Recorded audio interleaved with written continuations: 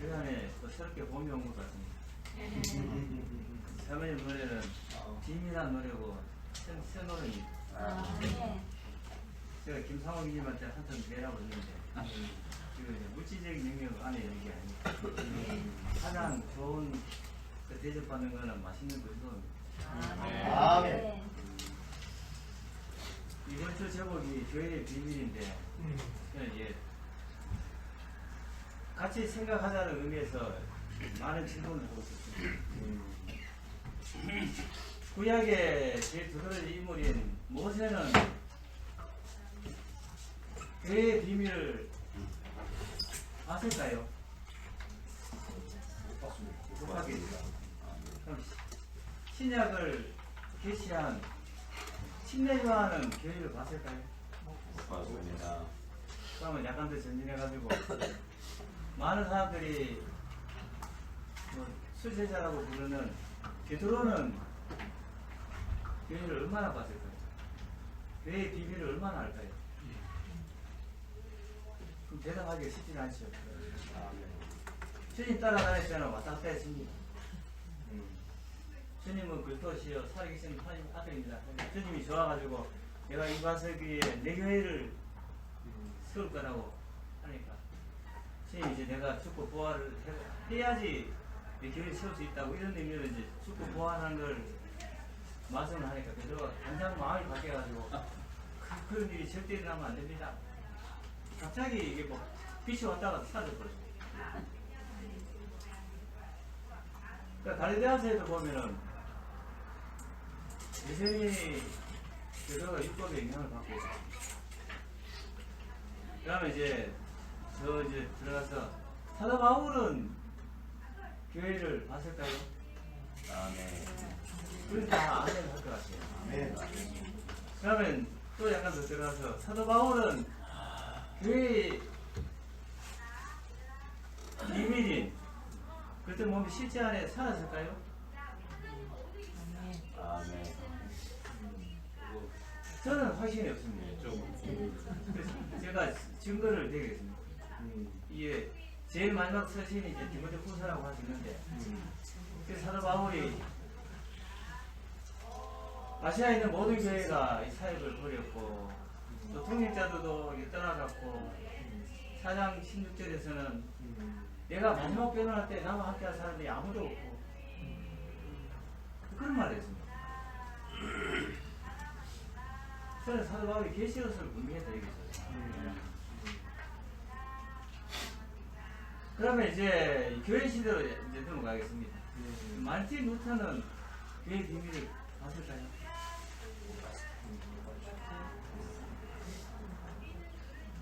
그러면 이제 많은 빛을 쏟아낸 형제회 대표 주자가 이제 존 넬슨 다비인데, 존 넬슨 다비는 교회 비밀을 봤을까요? 비밀은 봤는데 실제는 못 삽니다. 형제회에서 주로 강조한 게 에크레시아죠. 네, 이게 교회가 건물이 아니고 불신 받아 나온 이 물이라고 그걸 강조했다 저는 알고 있습니다. 그런 의미에서는 어렴풋이 봤다고 말할 수 있습니다. 교회 비밀이 급선한 건 그렇게 분명하지 못 봤다고 얘기해요. 다음 이제 최종 질문입니다. 우리와 주관적으로 관련된 리튼 선생님은 교회 비밀을 봤을까요? 확실히 봤어요. 확실히 봤겠어요. 그 다음에 교회의 비밀이 몸의 실제 안에 살았을까요? 좀 의문이 갑니다. 이건 이제 리튼 선생님이 스스로 얘기해요. 가정한 겁니다. 우리가 우리 형님들이 많이 교통한 94년도에 스킴에 관한 실제적인 요점이라는 책에서 리튼 선생님 사역 말기의 내용입니다. 형님이 그때 이미 몸이 많이 아프셨죠. 주님께 나가서 주님 이제 내가 이제 이 땅에 세 달이 멀지 않았는데 성도들에게 무엇을 사역해야 되겠습니까? 그때 주님이 질문을 하셨어요. 저는 6대6의 1600개 교회 이상 교회를 사출했는데 그것으로 네가 만족을 하는가? 그 밑에 선생님이 이 독립자 사모들 그 집회에서 내가 이렇게 교회가 1600개 교회 이상 벗어난 것에 대해서 한면으로 경계를 받지만 나는 그때의 몸에 실제를 보기 힘들다. 여러분 나에게 그거 보여줄 수 있는가? 네.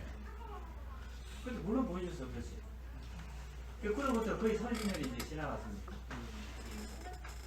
그때부터 30년 넘었기 때문에. 오늘 우리에게는 어떻습니까? 주님은 교회의 비밀인 그리스도의 몸을 위해서, 몸의 실제를 위해서 우주를 창조하고 또 하나님 자신이 그 안에서 과정을 거쳐서 그 영으로 관계되셔서 이제 우리 영 안에 내주하고 계십니다. 이 영은 우리가 귀가 따갑도록 들은 모든 것을 포함한 복합적인 또 무엇입니까? 강화된 그런 영으로 우리 안에 있습니다. 그건 분명한데 왜 우리 가운데 회복된 교회 가운데 교회의 비밀인 그리스도의 몸의 실제 그 단체적인 그리스도는 왜 아직 나타나지 않을까요? 그럼 우리 그냥 나타난 척 해야 됩니까? 우리 있다고 계속 스포만 하면 나타납니다.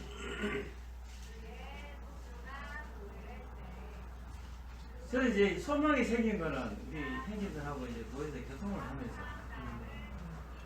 이 하면 할수록 이 사역의 말씀이 좀 더 밝아졌어요.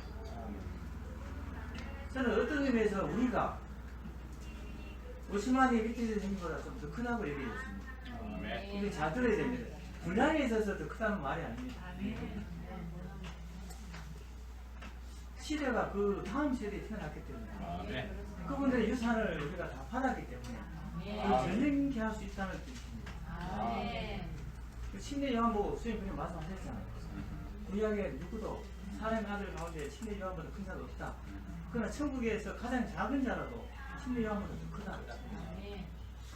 그거는 천국을 기준으로 했기 때문에 그런 거예요. 그래서 몸을 기준으로 한다면은 우리가 5천만이 밑에 생긴 세대보다 몸에 더 가깝기 때문에 그런 거예요.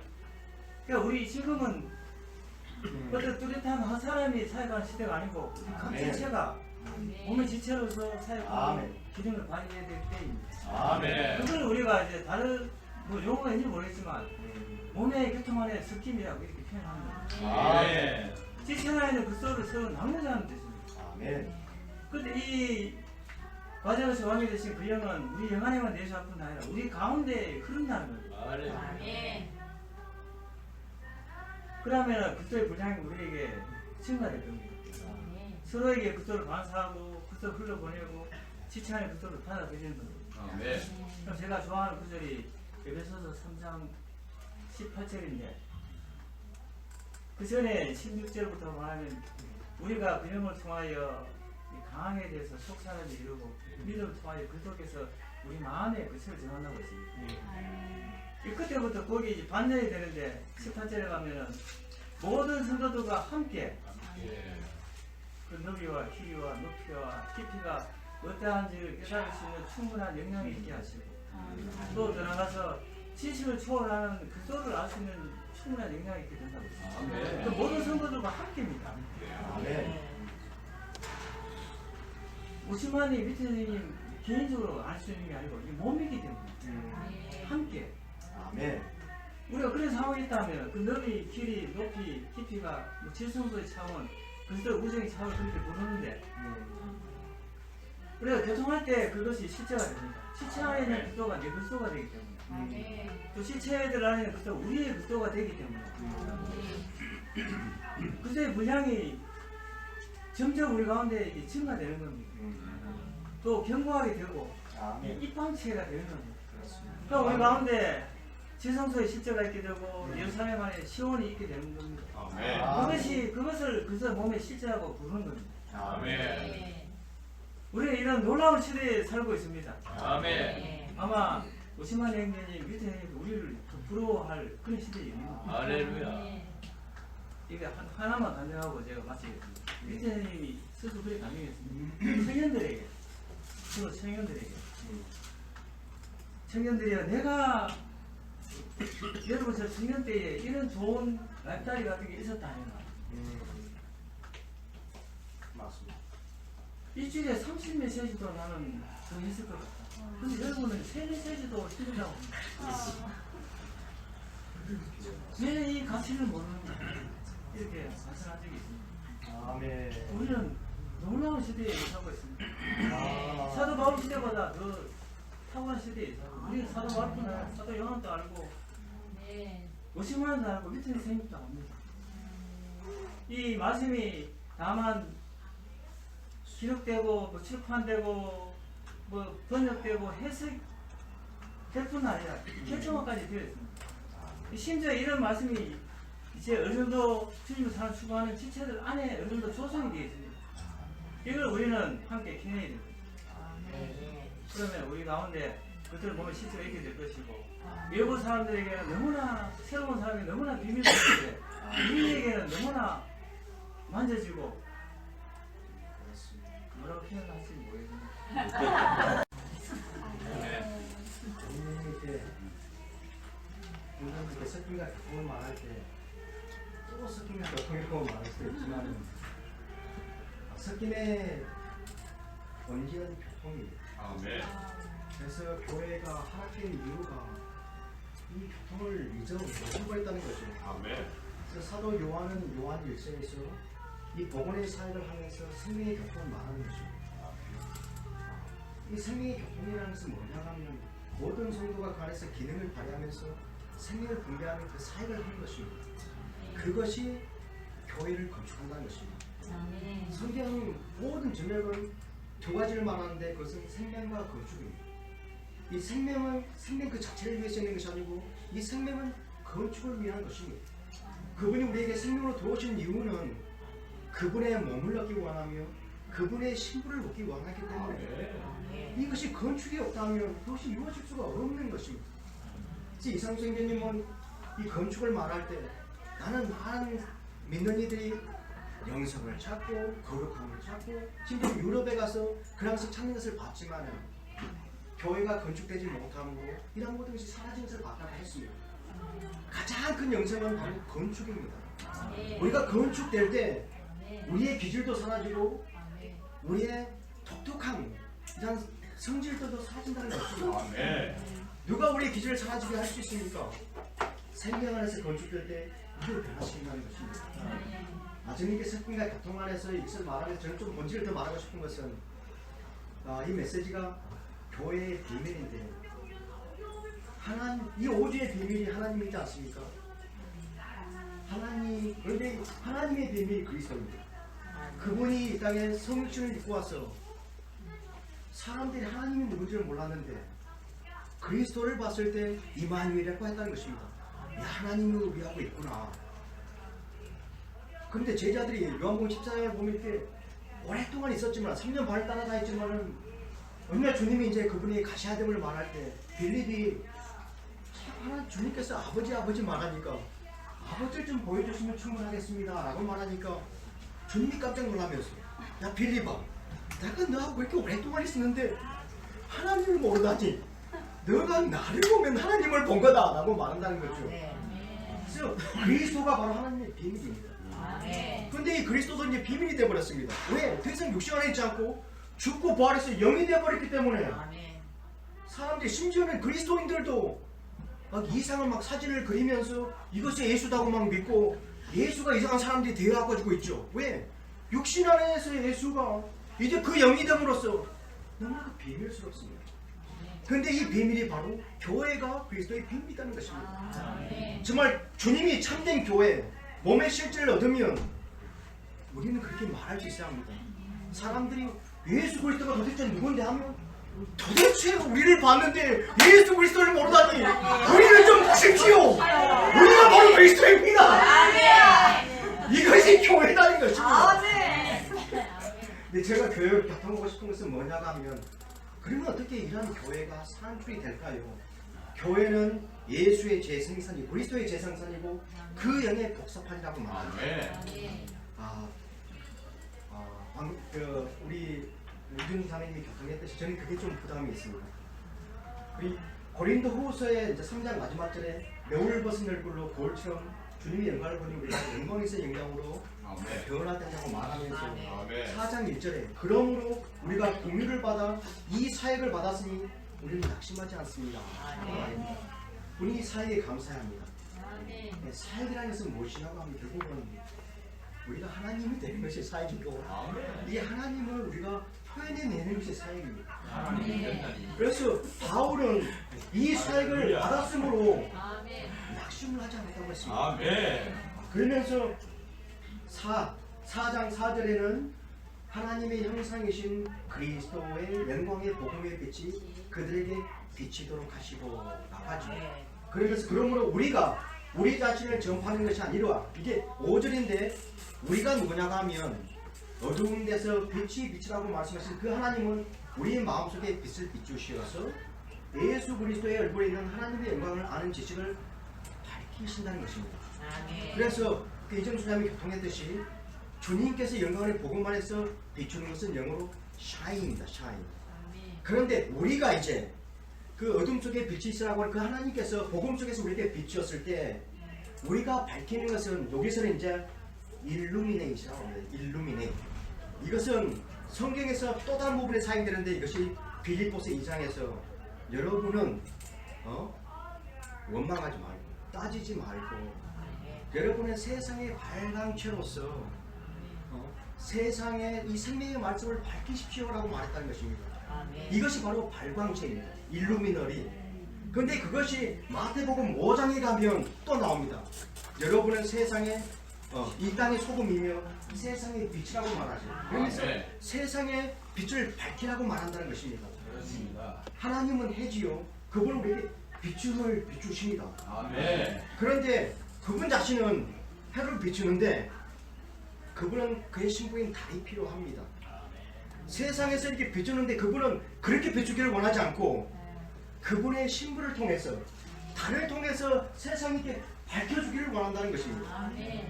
그래서 우리가 거울같이 숲을 벗은 얼굴로 주님을 바라보는 것이 하나님께서 이 복음, 이 사역을 우리에게 말씀 속에서 이렇게 비춰줄 때 그 빛이 우리에게 오면 그 다음에 7절에 이렇게 말합니다. 그러나 우리는 이 보배를 질그릇 속에 담고 있습니다 라고 각주에 보면 질그릇을 사진기하고 비교했습니다. 이 사진기는 뭐냐면 밖에 아름다운 광경이 있지 않습니까? 그리고 우리가 렌즈의 그 커버를 벗지요. 햇볕이 딱 비추죠. 그것을 우리가 찰칵하면 바깥에 있는 모든 광경이 필름 속에 이렇게 들어오지요. 그래서 필름과 하나가 된다는 것입니다. 과연 그 영의 복사가 어떻게 될까요? 그게 2장에서 말하는데 그 사역을 말합니다. 이 사역은 잉크로, 먹으로 쓰는 것이 아니고 그 영으로 쓰는데 편지를 쓴다고 합니다. 주님께서는 사역을 통해서 우리 안에 편지를 쓰는 것입니다. 그러면 주님이 그 자신이 빛을 통해서 우리 안에서 제 영으로 복사되는데 그것이 재생된다는 것입니다. 그 재생된 죄가 발광체라는 것입니다. 이상생명은 교통을 했죠. 이 사역이 이기는 자들 산출한다고 하였습니다. 저는 그것을 믿습니다. 형제 자매님들 이렇게 사회 이 회복에 들어오고 나서 이 진리의 말씀에 정말 놀라지 않았습니까? 그런데 우리가 성숙하지 못했기에 그 진리를 살아내지 못했지만은 이제 시간이 가면서 정말 기쁨스럽게 느껴지는 것은 이 사역이 우리를 변화시킬 것입니다. 이 사역이 바로 몸의 실제를 산출할 것입니다. 이 사역이 바로 그 이기는 자를 산출할 것입니다. 우리를 성숙하게 할 것입니다. 형제 자매님들 단순합니다. 그래서 갈라디아에서 말하는 것입니다. 이 어리석은 갈라디아인들아, 시작은 믿음을 들음으로 나가지고 너희들이 그 영을 받았는데 이제 그 율법을 지키려고 너희들이 수고하고 있구나. 형제 자매들 수고할 하나도 없습니다. 신약에서는 단지 렌즈 커버를 벗고 말씀 속에 들어가고 사역 안에서 쭉 열어놓으면 계시가 우리를 쑥 들어오면 하나님이라는 지혜 복사된다는 것입니다. 그런데 이 사역은 이렇게 말하죠. 사역이 산출되기 위해서는 그 계시뿐만 아니라 고난이 필요하다는 것입니다. 그럴 때 참된 사역이 나오고 사역자가 나오죠. 이 말은 그럴 때 참된 하나님이 되는 것입니다. 그런데 고난은 우리가 고난을 받으려고 할 필요는 없습니다. 주님이 다 아시죠. 어떻게 화덕에 여가를 뿜는지는 다 압니다. 그것은 하나님 몫이고 우리의 몫은 무엇입니까? 렌즈 커버를 열고 말씀 안에 그냥 들어가면 됩니다. 그리고 교회와 생계 자매들과 교통할 때 렌즈 커버를 열고 그 사역 안에 우리를 맡기면 됩니다. 그러면 모든 하나님의 광경이 우리 안에 들어와서 나도 모르게 복사되는 것입니다. 아멘. 할렐루야. 아멘.